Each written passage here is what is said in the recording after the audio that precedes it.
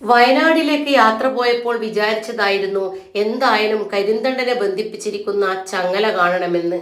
വയനാടൻ ചുരം കയറി ചെന്നാൽ ചുരത്തിന്റെ പിതാവായ ആദിവാസി മൂപ്പന്റെ പ്രതിമയും കരിന്തണ്ടനെ ബന്ധിപ്പിച്ചിരിക്കുന്ന ചങ്ങലയും കാണാം.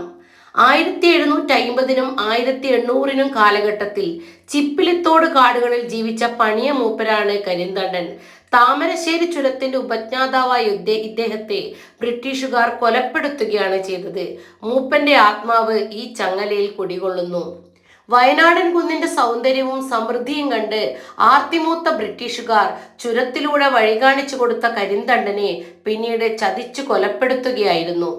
ചുരം റോഡിലൂടെ വാഹനങ്ങളിൽ കടന്നു പോകുമ്പോൾ കരിന്തണ്ടൻ എന്ന ആദിവാസി മൂപ്പന്റെ ജീവിതവും ബലിയും അനേകായിരങ്ങളുടെ മനസ്സിലേക്ക് ഇന്നും കടന്നു വരുന്നു.